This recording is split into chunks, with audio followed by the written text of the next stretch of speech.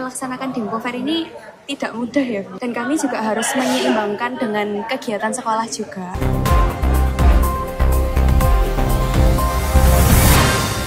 Halo, selamat sore Demboers. Selamat sore, Bu.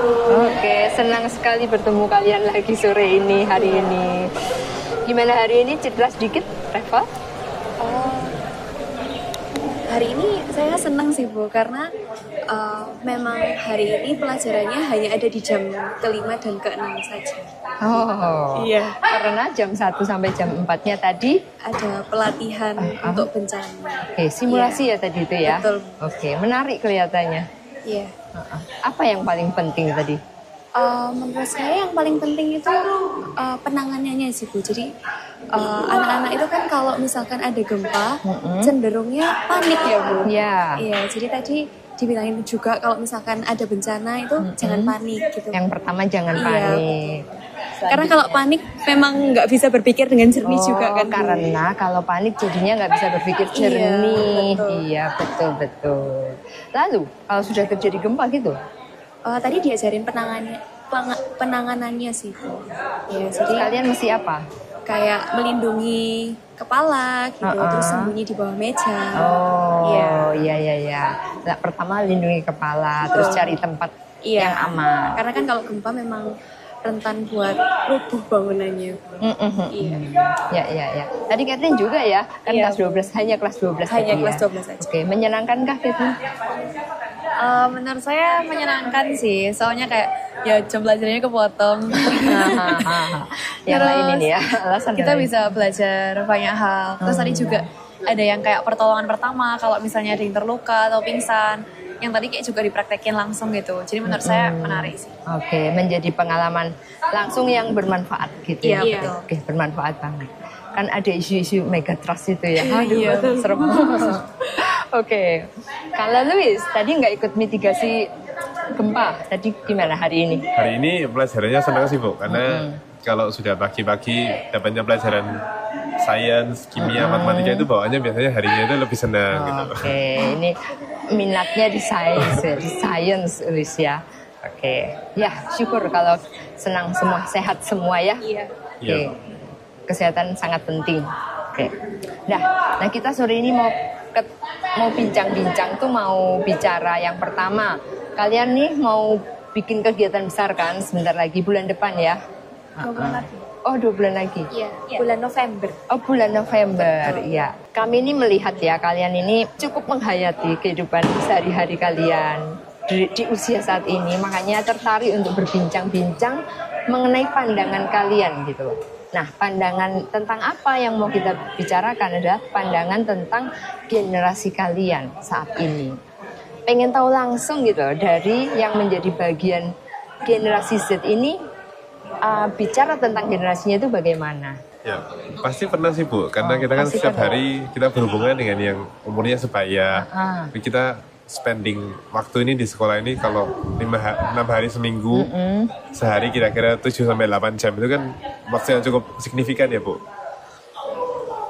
Saya rasa generasi kami ini sangat diverse, sangat beragam, dimana ada orang yang benar-benar hidupnya itu totalitas pada suatu hal. Ada juga orang yang sangat mau menguasai berbagai macam. Ada orang yang suka organisasi, ada orang yang suka teknologi, dan itu kan perbedaan yang benar-benar kerasa, dan itu membuat kita gimana ya? Kalau dibilang Gen Z itu mudah beradaptasi terhadap teknologi, itu benar banget karena kita tiap hari itu banyak berubah-ubah subjeknya, kita banyak kerja yang akhirnya kita dibilang multitasking. Kira-kira gitu, Bu. Oke, dalam sehari 24 jam tuh yang berhubungan dengan teknologi berapa lama? Hampir bisa dibilang semua momen kecuali tidur, Bu.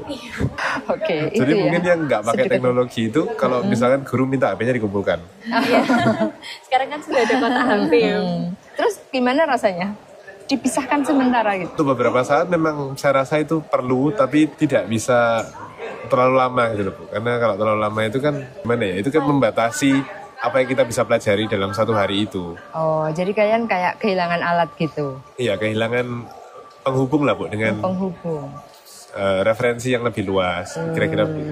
Oke, itu ya Gen Z memang sangat dekat ini ya dengan HP-nya ya. Iya. Lebih dekat mana sama HP dibanding sama pacar? Mungkin pacar, Bu. yang lebih berpengalaman. Oh ya, berarti nggak punya juga. Oke, kalau Reva pernah mikirin tentang Gen Z ini? Kalau yang saya amati di teman-teman dan juga organisasi ya Bu. Menurut saya Gen Z itu cenderung bersifat gampang insecure, overthinking juga Bu. Oh, Iya, di balik sangat dekat dengan teknologinya itu sebetulnya di insecure. betul Bu. Oke, jadi apa yang menjadi gaya hidup kalian juga bisa justru balik Iya. menyebabkan insecure kalian Iya, gitu. karena mungkin efek sosial media juga ya Bu. Oh, iya sekarang ini berkomunikasinya dua gitu ya. Kalau dulu kan langsung gitu, Iya. kalau sekarang ada yang langsung dan ada yang di sini. Iya betul. Yang jauh didekatkan, yang dekat dijauhkan. Oh, yang jauh didekatkan, yang dekat dijauhkan. Ya, itu yang paling yang Iya. kamu pikirkan Iya. gitu. Misalnya kalau dapat nilai jelek itu gampang insecure gitu Bu sama yang lain. Oh, baper gitu Iya, ya. baper gitu bisa nangis gitu. Oh, bisa nangis. Itu Gen Z ya. Iya betul. Oke, ada pandangan lain mungkin Catherine? Kalau saya sendiri sih, karena kan dalam sehari-hari di OSIS itu kan saya juga harus banyak bekerja sama bapak ibu guru, pihak sekolah, dan juga mungkin adik-adik kelas, dan juga teman-teman yang Gen Z. Kalau saya sendiri merasa sih tiap generasi itu kayak punya ciri khas masing-masing. Kayak saya setuju dengan pandangannya Revata kalau kadang Gen Z itu mungkin sering insecure, overthinking. Tapi kayak menurut saya Gen Z juga ada kelebihannya. Kayak menurut saya mereka tuh kreatif, terus mereka tuh juga lebih berani buat nyoba banyak hal. Terus menurut saya yaitu multitasking juga seperti yang tadi dijelaskan sama Louis ya kalau nggak salah. Menurut saya intinya tiap generasi itu ada kelebihan dan kekurangannya masing-masing. Oke, iya sih. Sebenarnya benar tuh ya, tentunya gitu. Karena zamannya tertentu, maka punya kelebihan dan kelemahannya sendiri. Nah, yang mau dikupas ini kan yang kalian ya, yang nanti di usia di tahun 2045 akan menjadi usia paling produktif gitu di saat itu. Kalau ada stereotip tentang Gen Z yang katanya mereka ini instan gitu maunya nggak susah-susah gitu, itu bener nggak menurut kalian? Kalau menurut saya sih cenderung benar sih Bu. Karena mungkin tadi yang udah dijelaskan oleh Louis juga kita kan tiap hari pakai teknologi. Dan saya merasa kalau teknologi itu kebanyakan membuat segala hal itu menjadi lebih instan. Jadi otomatis kita kayak kebiasa aja semuanya itu jadi cepat. Mungkin kadang itu membuat dalam diri kita tuh kayak malas atau kayak kurang usaha untuk mendapatkan sesuatu. Itu di dalam kehidupan sehari-hari. Iya, Nah, tapi kalian mau merancang sebuah kegiatan yang nggak mungkin instan kan ini? Iya betul. Jadi kegiatan yang akan dilaksanakan bulan November ini itu Dempo Fair. Dempo Fair. Iya, Dempo Fair ini menjadi kegiatan puncak kepengurusan OSIS periode ini. Jadi kegiatan ini itu sudah menjadi tradisi ya Bu dari tahun ke tahun. Oke. Jadi di akhir tahun itu pasti ada kegiatan ini. Di kegiatan ini tuh seperti kayak acara pentas seni gitu Bu. Oke. Dan itu terbuka untuk umum. Iya. Biasanya tuh berapa tuh pengunjung yang datang? Biasanya kurang lebih 3.000 orang. Wow. Iya, kami menjual tiketnya ke 3.000 orang. 3.000 orang. Nah, merancang sebuah kegiatan untuk bisa kapasitas 3.000 orang tentu nggak bisa instan Iya. ya. Nah, jadi berarti ada hal-hal yang kalian lakukan tahap demi tahap gitu. Iya Bu. Oke. Jadi tentunya proses untuk melaksanakan Dempo Fair ini tidak mudah ya Bu. Tidak mudah. Iya, tidak mudah. Dan kami juga harus menyeimbangkan dengan kegiatan sekolah juga, dengan tugas, ulangan, dan lain-lain. Iya. Yang itu juga tetap harus Betul, dijalankan. jadi kami harus membagi waktu juga Bu. Seperti yang tadi kata Louis, multitasking ya. Multitasking. Iya. Ya. Nah, apa energinya itu loh? Apa yang membuat itu akhirnya kalian pilih? Itu bukan sesuatu yang mudah kan gitu. Mungkin kalau dari saya sendiri, saya lebih mau punya pengalaman berorganisasi sih, Bu. Kan dalam mempersiapkan ini tuh banyak berhubungan sama orang luar juga ya. Karena kami perlu perizinan, perlu izin ke dinas-dinas, ke pemerintah, terus ada sponsor dan juga stand luar. Itu banyak sekali hubungannya dengan orang luar gitu. Sangat banyak. Sangat banyak. Iya, oh jadi ingin punya pengalaman di situ. Iya, betul. Meskipun bukan pengalaman yang ringan. Iya. Karena menurut saya itu sangat berguna ya, Bu, untuk di masa depan nanti. Oh, ya Iya. betul, pasti berguna itu untuk. Tapi menyenangkan dikatakan, tapi dijalankannya pasti nggak semudah itu ya. Iya, Apa betul. aja gitu perjuangan Iya. yang sudah dirasakan, yang itu pasti banyak kan. Iya. Nah, di situ bukan bisa, di situ mengalami apa, latihan apa. Mungkin kalau saya sendiri ya, Bu, itu kalau misal pulang sekolah gitu, kan kebanyakan anak mungkin langsung pulang gitu ke rumah. Saya biasanya di sekolah ada rapat gitu. Terus ya rapatnya kebanyakan membahas tentang Dempo Fair sendiri sih, Bu. Jadi kami biasanya membuat konsep atau mungkin merancang proposal itu sih, Bu. Berarti Iya. dalam hal ini melawan lelah. Betul, Bu.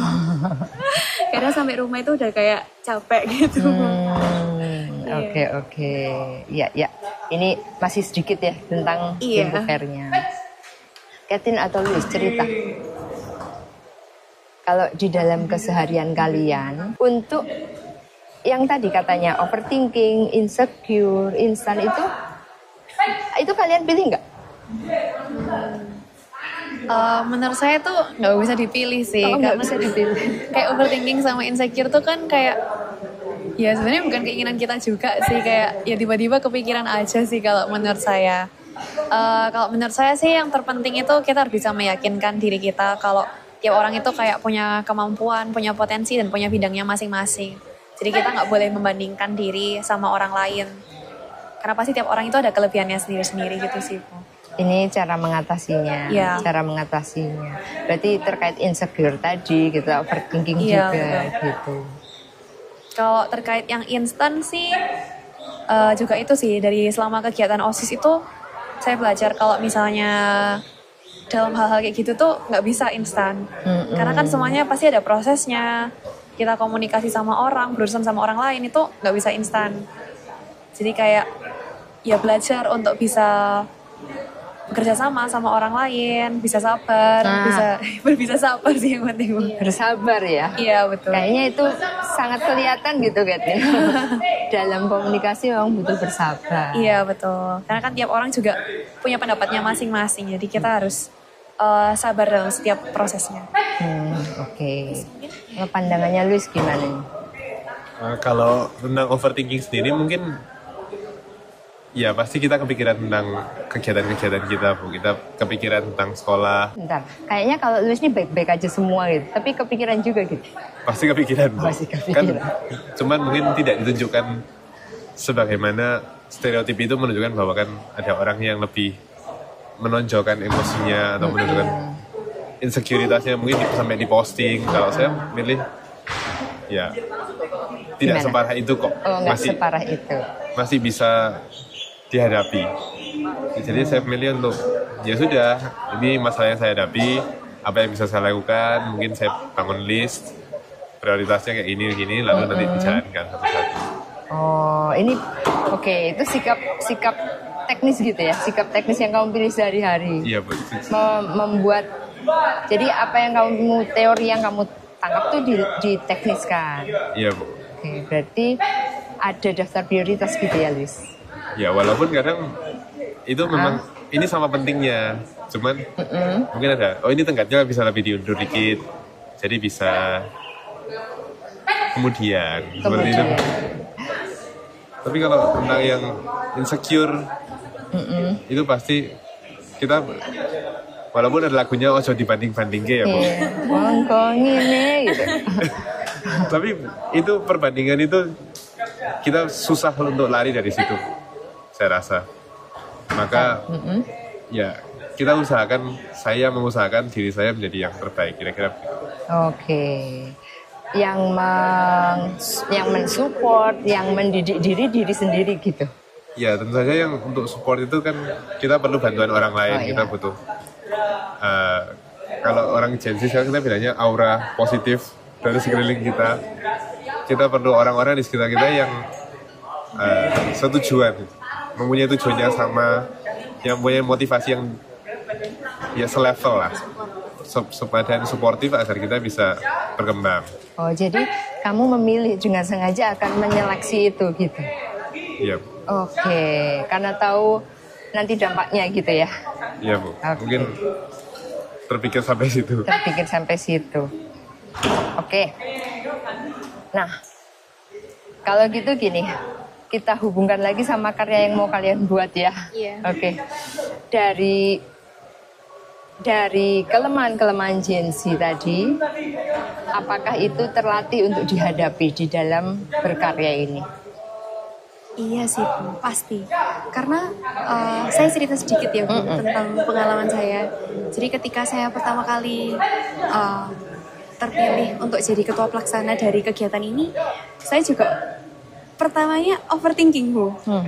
Saya mempertanyakan diri saya sendiri, kira-kira bisa nggak ya saya melaksanakan kegiatan ini, dan mengatur sekian banyak panitia itu menurut saya bukanlah hal yang mudah gitu. Oke, berapa panitianya? 260. Wow. Iya. 260. Kurang lebih segitu Bu.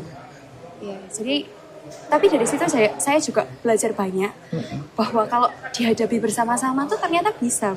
Oke, Iya. Wah ini keren ini, solidaritas, perjuangan bersama Iya, gitu ya. iya, Itu iya. bukan, itu Gen Z bukan sih? Bukan. Kayaknya Gen Z itu cenderung ansos ya Bu. Individualistis, Iya betul. iya. Tapi karena kalian mereka mungkin fokus ke gadgetnya masing-masing gitu ya Bu. Kan gitu. Iya, Nah iya. dalam hal ini enggak ya, di situ akhirnya merasakan Iya. perjuangan bersama. Betul. Seru dan mengajak untuk berlelah-lelah kan? Iya. Itu pasti kalau nggak ada dasar yang kuat tentang motivasi tadi, berat jadinya. Jadi harus dilandasi motivasi yang kuat untuk apa mau punya pengalaman berlelah-lelah ini. Gitu. Iya. Kalau Luis, kalau sehari-hari kamu pilih berlelah-lelah atau mau yang instan aja kayak stereotipnya Gen Z itu? Kalau dibilang cari yang instan pasti paling enak itu instan ya Bu. Semuanya pasti itu lebih enak instan, cuman good things takes time. Oke. Kan itu kita sering baca di quotes good things takes time, itu seperti apa ya, seperti wine mungkin ya. Iya. Perlu perjuangan. Perlu perjuangan. Dan waktu. Jadi dan waktu itu yang akhirnya saya memilih itu juga, karena memilih yang harus berproses, karena kalau instan itu walaupun kita sukses, kesuksesan itu tidak semanis kalau yang kita benar-benar jatuh bangun. Oke. Yang saya rasakan selama ini gitu. Oke. Nah, senang banget dengernya ya. Coba dicontohin dalam dalam kegiatan sehari-hari yang kecil-kecil aja itu gimana? Ya saya kadang-kadang ikut lomba ya Bu. Nah, lomba-lomba ini kan kita benar-benar kita mempersiapkan tiap hari, kita latihan soal. Nanti kalau saat lombanya itu menang, itu baru terasa bahwa bahwa apa yang saya sudah lakukan ini benar dan membuahkan hasil yang sepadan lah kira-kira. Tapi kalau misalkan itu berdasar atau kalau misalkan menang tanpa kompetisi itu kan rasanya berbeda ya Bu, dengan menang yang benar-benar ketat banget gitu. Menang tanpa kompetisi nggak ada rasanya. Nggak ada rasanya. Garis bawahi. Oke. Tapi gimana ya Bu, menang tanpa kompetisi kayaknya kalau nggak ada kompetisi tidak ada pemenang kan? Baca berita-berita ini ya, berita-berita negara hari-hari ini. Nanti kita hubungkan ke sana. Oke, jadi kalau Luis tuh menghargai proses sekarang. Iya Bu, saya lumayan menikmati. Latihan sabar juga kan. Kalau memilih proses berarti harus bersabar, nggak buru-buru pengen hasil gitu. Oke. Terus, apakah kalian merasa sudah bisa mengatasi segala kelemahan dan dengan kelebihan yang dimiliki ini tanpa campur tangan dari generasi yang lain? Generasi orang tua tuh generasi apa kira-kira? Milenial. Orang tua. Milenial. Milenial. Atau X? Iya. Ya, milenial atau yang di atasnya X gitu. Peran mereka untuk kalian itu Mas bagaimana? Kalau saya merasa sih, kalau dari generasi milenial dan generasi X sih pasti tetap banyak membimbing kami generasi Z sih. Karena kan tentunya kami juga masih baru, mungkin juga masih baru belajar, masih mencari tahu. Kalau dari pengalaman saya sendiri sih di OSIS kan, kami juga punya pembina, punya ada kesiswaan. Nah, menurut saya sih dari beliau-beliau ini juga masih banyak membimbing kami. Karena saya sendiri juga merasa generasi milenial dan generasi X itu kadang memiliki pandangan yang lebih luas, lebih teliti daripada kami yang generasi Z. Dan juga tentunya mereka itu udah punya jauh lebih banyak pengalaman daripada kami. Jadi kayak bisa ngasih tahu kami supaya waspada. Kayak mereka udah tahu kayak kira-kira bahaya apa sih yang mungkin terjadi supaya kami bisa lebih hati-hati. Karena kalau dari generasi Z sendiri sih kadang kami hanya melihat hasil yang bala yang akan kami lalui kalau mau mencapai hasil yang bagus. Mungkin kadang kami itu nggak kepikiran. Jadi kayak pengen langsung instan aja pengen hasilnya gitu. Padahal kan ada yang harus dilalui juga banyak. Nah di sana sih dari pembina, dari Romo itu lebih banyak mengingatkan kami kalau harus hati-hati, harus bikin pencegahannya dan banyak perhitungannya. Oke, jadi masih merasakan dalam hal ini perlunya atau kontribusi bimbingan dari generasi yang di atas banyak. Ya. Oke. Meskipun generasi yang sebelumnya nggak adaptasi dengan teknologi. Kalau untuk itunya iya sih. Kami mungkin kadang jadi malah kalian yang ngajarin gitu kan. Kerjasama dengan pembina lah. Mungkin kami bisa kayak menyarankan kayak Pak mungkin kami bisa pakai website aja, mungkin pakai Instagram aja gitu. Karena kadang mungkin dari generasi mereka mungkin belum kepikiran yang itu, atau mungkin pada zaman mereka memang tidak pakai itu, jadi mereka kadang berpikirnya yang cara tradisional. Menurut saya kolaborasi lah ini. Oke, jadi bisa berkolaborasi dalam hal itu. Oke. Kayak menurut saya mungkin saling menyeimbangkan gitu ya Bu. Dengan generasi sebelumnya. Betul. Itu gimana? Balancingnya di mana? Ya seperti yang Kathleen tadi sampaikan. Mungkin kalau tanpa kehadiran pembina itu mungkin kita jadi lebih kayak Bu, dalam tanda kutip liar gitu ya Bu, lebih. Oh ya? Iya, jadi lebih kayak terburu-buru mungkin, lebih gegabah gitu ya. Iya. Jadi memang bimbingan dari para orang-orang yang generasi milenial itu menurut saya sangat membantu sih Bu dalam proses pelaksanaan khususnya kegiatan besar yaitu Dempo Fair ini. Oke, sangat membantu. Iya. Yaitu dalam hal ya prosesnya selain proses bimbingan proses tadi itu. Kayak pengambilan keputusannya itu lebih strict gitu Bu kalau misalkan ada bimbingan itu. Iya, ada bimbingannya. Oke, itu dari milenial ya sama X. Kalau Luis masih perlu nggak? Tentu perlu sih Bu, karena kalau kita, ya itu tadi kan kita sebagai Gen Z kita punya kelemahan bahwa kita kalau memikirkan sesuatu kita ada kecenderungan untuk overthinking dan insecure. Maka kalau kita ada generasi yang di atas kita yang lebih tua dan lebih berpengalaman, kalau yang mengatakan ya atau tidak itu kita lebih yakin gitu Bu. Ada faktor bagaimana Bu membuat kepastian gitu. Validasi lah. Validasi aja ya, tapi kalian juga bisa berpikir gitu ya. Iya. Kita bisa, cuman mungkin kadang ada pengalaman lama yang tidak bisa dipelajari di generasi yang kita belum belajar, yang generasi sebelumnya sudah tahu, dan mereka ada masukan ini yang mungkin itu sudah lama tapi kita bisa gunakan lagi dan itu membuat apa yang dipikirkan kita ini menjadi lebih baik. Ada contohnya nggak tuh Luis? Misalnya ya. Gimana ya Bu? Pas itu misalnya dalam mengerjakan soal ya Bu, karena saya belum terlalu banyak berorganisasi, itu saat kita sudah stuck, lalu kita tanya ke Bapak Ibu Guru, mungkin ada, oh mungkin ambil dari cara yang ini, atau ambil dari pendekatan ini, mungkin itu akan menjadi lebih mudah. Dan memang terus memberi solusi ya Bu. Oke ya. Sangat senang sih karena berarti kita bisa bekerja sama dengan baik gitu ya dan berkolaborasi dalam hal teknologi tadi. Nah sekarang kalau kalian punya adik-adik kan? Saya kakak. Oh kakak. Iya. Di sekolah paling enggak. Punya adik-adik di sekolah. Nah mereka nanti sudah bukan generasi kalian lagi.